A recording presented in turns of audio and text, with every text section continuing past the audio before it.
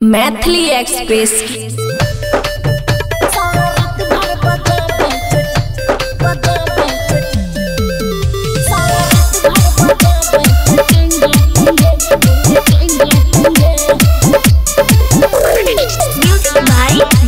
खुशी recording studio बलुआहा। गए सुनना है गए हन भतार हमरा मिलल छे, दहिया के पुरजा हिलल छे। है गए हन भतार हमरा मिलल छे, दहिया के पुरजा हिलल छे। मन करे देखे दिए ठेंगे ठेंगे ठंगा ठंगा,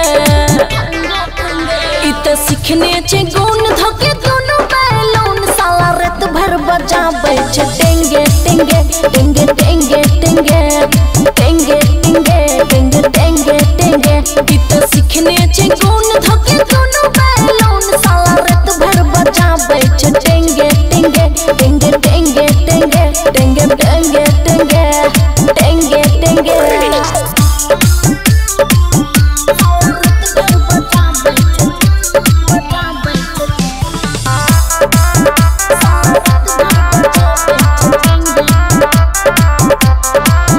कबो लेफ्ट धरे छै कबो राइट धरे छै, साला हल्का नहीं धरे छै टाइट धरे छै। गए सुनना कबो लेफ्ट धरे छै कबो राइट धरे छै, साला हल्का नहीं धरे छै टाइट धरे छै। लाटे सजिया पर बोले छै बेंगे बेंगे बेंगे बेंगे, इत सीखने छै गुण धोके दोनों बैलून साला रात भर बजाबै छे टेंगे टेंगे टेंगे टेंगे टेंगे टेंगे टेंगे टेंगे टेंगे टेंगे, इत सीखने छे गुण धोके दोनों बैलून साला रात भर बजाबै छे टेंगे टेंगे टेंगे टेंगे टेंगे टेंगे टेंगे टेंगे टेंगे टेंगे।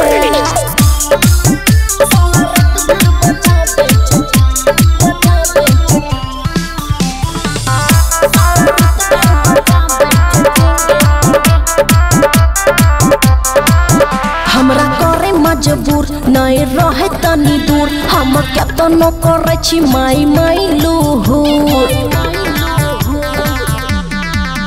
हमरा करे मजबूर नहीं रहे तनी दूर, हम केतनो कहे छी माई माई लूहुर।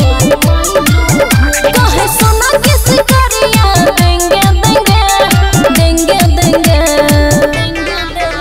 इत सीखने छे गुण धोके दोनों बैलून साला रात भर बजाबै छे टेंगे टेंगे टेंगे टेंगे टेंगे टेंगे टेंगे टेंगे टेंगे टेंगे, इत सीखने छे गुण धोके दोनों बैलून साला रात भर बजाबै छे टेंगे टेंगे टेंगे टेंगे टेंगे टेंगे टेंगे टेंगे टेंगे टेंगे। खुशी रिकॉर्डिंग स्टूडियो बलुआहा।